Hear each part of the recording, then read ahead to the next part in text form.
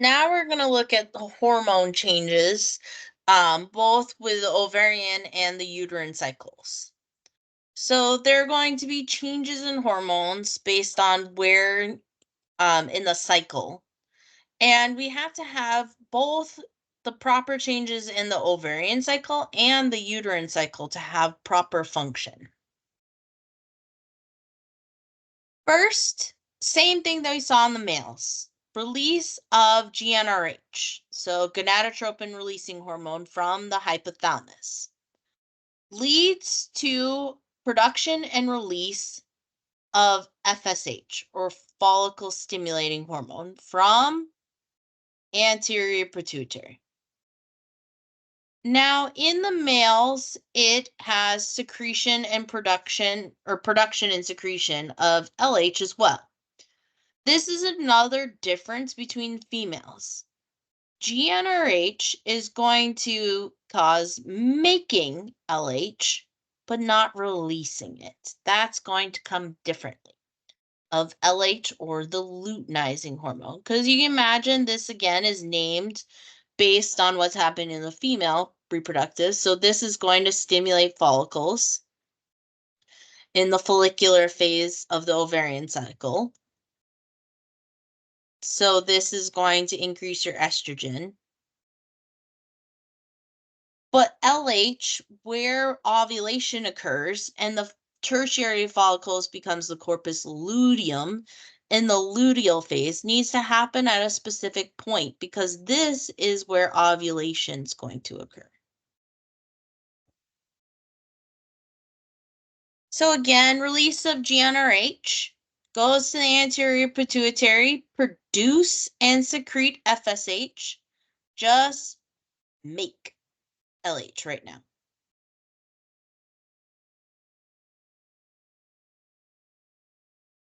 When FSH is in higher levels, so GnRH is producing and FSH is producing and is being produced and released, we get the follicular phase of the ovarian cycles, follicle stimulating hormone.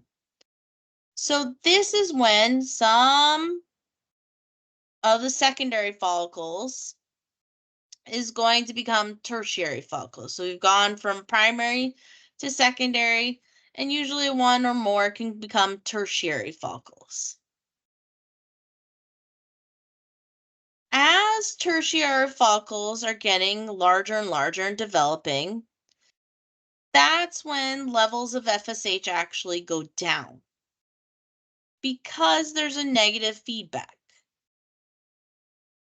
These follicles can produce inhibin. Remember, inhibin is going to stop the FSH. We saw inhibin in male reproduction as well. So inhibin goes up, and it stops the production and release of FSH. These follicles, especially tertiary follicles, are going to produce more estrogen, specifically estradiol, which is the main hormone. If you have low levels of estrogen, so you're in a not kind of in the tertiary follicles where more and more estrogen is being produced, then you don't have LH released. As estrogen levels are increasing, then you're getting closer and closer to LH being released. Again, it's being produced, but it's not being released. Estrogen also can see a decrease in body temp, and is small, about 0.5 degree Fahrenheit, lower in the follicular phase than in the luteal phase.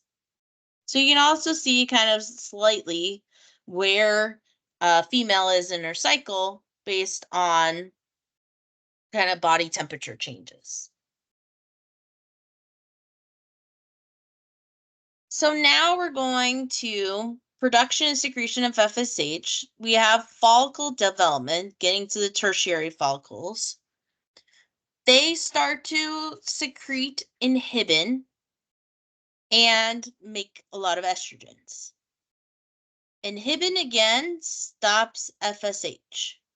So it's the negative feedback. As inhibin goes up, it's going estrogen and is going up and more follicles, then we're going to start inhibiting FSH because we don't need more follicles. Estrogens have similar effect that we see effects on the central nervous system, bone and muscle growth, female secondary sex characteristics, accessory glands and organs of the reproductive system, and going to be a major part of endometrial growth and changes in the uterus. Again, before day 10, we haven't gotten high enough for estrogens to have a secretion of LH. We want it at a specific time. So we've produced LH, but we haven't released it yet. Because before day 10, when we're before ovulation, or right before ovulation, we're inhibiting the secretion of LH.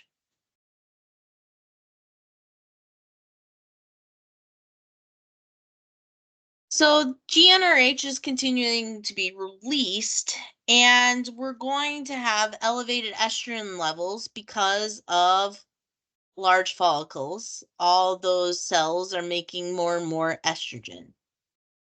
That's going to stimulate the LH secretion. And we like to produce it and release it all in a big, what we call surge. So the LH surge, or the luteinizing hormone surge, is going to happen around midway through a 28-day cycle. So again, it depends on the cycle. The LH surge, so the major release of luteinizing hormone, is going to have completion of meiosis 1 by the primary oocyte. So we're going to then get to our secondary oocyte. So we're going to be frozen in metaphase 2. Then the tertiary follicle, remember, we're going to have kind of the corona radiata. So we have cells around, and we're going to have a bunch of fluid and more cells. Well, it's going to get to the point where the fluid is going to all of a sudden rupture the wall of follicle, and the secondary oocyte is going to be released and ovulated. So ovulation happens about 9 hours after the LH surge, so the major release of luteinizing hormone. And then we know after ovulation, the follicle becomes the corpus luteum. So the tertiary follicle leads into the corpus luteum, so we can start producing progesterone. So we're in the luteal phase. So after ovulation is the luteal phase, before ovulation is the follicular phase in the ovary. So again, the luteal phase, we're having a lot more, again, we still have progesterone, but we're going to have a lot of progesterone. That's going to increase endometrial development and hold it. So again, this is going to have a major effect on the secretory phase of the uterus. Another thing that happens is eventually later on, estrogen levels are going to fall a little bit, meaning that they're going to get less than they were in the follicular phase, but they're still around. And progesterone levels are going to come kind of take over. Again, if pregnancy doesn't occur, if fertilization doesn't occur, then the corpus luteum changes. Progesterone levels fall because the corpus luteum is not there to make them anymore. So progesterone levels are lowering, and GnRH is increasing because progesterone actually has a negative feedback on GnRH. Why? Well, if we're having pregnancy, we don't need the ovaries producing follicles, and we don't need luteinizing hormone to be produced because we're not ovulating. Because during pregnancy, progesterone is just going to help maintain our uterine lining. So we don't need GnRH. So high levels of progesterone is going to suppress that negative feedback. If progesterone falls, then GnRH can start again. So again, looking at this, so we have GnRH released, so gonadotropin releasing hormone from the hypothalamus. We produce and release FSH because of GnRH. We produce but don't release LH. After day 10, when our estrogen levels are getting really high because of those follicles, then we're going to have our LH surge. Going to complete meiosis and freeze in metaphase 2. Going to ovulate, and then a corpus luteum is going to be formed. That means more progesterone, more endometrial lining secretion and growth, and maintenance. And then large amount of progesterone inhibits the release of GnRH.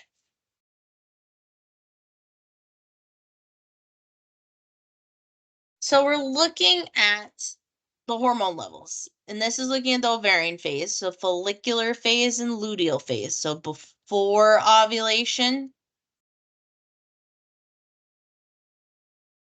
after. So GnRH is going to increase until we start getting the larger levels of progesterone in the luteal phase. So it's going to start decreasing again. FSH again is going to increase. And then it kind of decreases because of inhibin produced by those large follicles. So we're getting larger tertiary follicles around day 10 before we get to ovulation. Again, this is on 28-day cycle. So it dips down a little bit. Then the follicle is going to ovulate, so we're not going to have inhibin released as much, but we're going to increase our progesterone. That's going to decrease our GnRH, so we're going to have less release of that. LH again is going to kind of be low, and then we have our surge. So right before ovulation, we have our surge, and then that turns into our luteal phase at ovulation.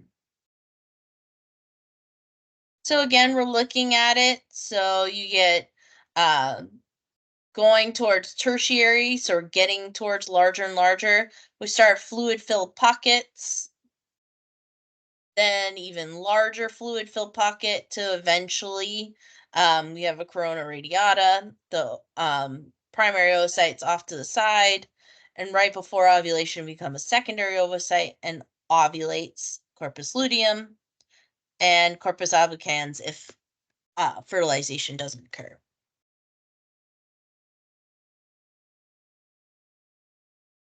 Looking at estrogens and progesterone, again, follicular phase before ovulation, luteal phase after ovulation. So you have day 14 ovulation when we're looking at 28-day cycle.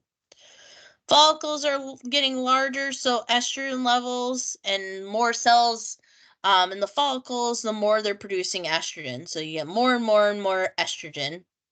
Right before ovulation is where it peaks.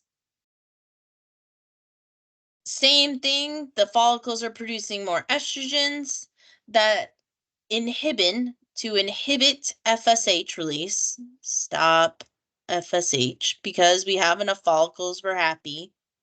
That's going to increase.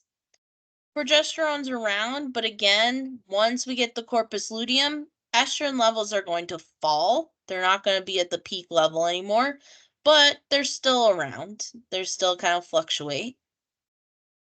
Progesterone and the estrogen is produced by the corpus luteum, but more progesterone, again in preparation after ovulation for preparation for possible pregnancy. So looking at what's happening in the uterus, remember we talked about the menstrual phase, the proliferative phase, and the secretory phase.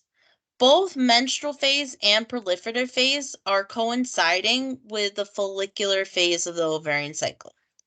Again, when we're looking at uterine cycle. Day 1 is day 1 of the menstruation. So the functional layer is degrading, those spiral arteries are constricting, less blood supply, so we're just going to slough off and get rid of the functional layer. As estrogens are increasing, so we can see estrogens over here increasing because we're having more follicles, larger follicles, then we're getting regeneration of our endometrium.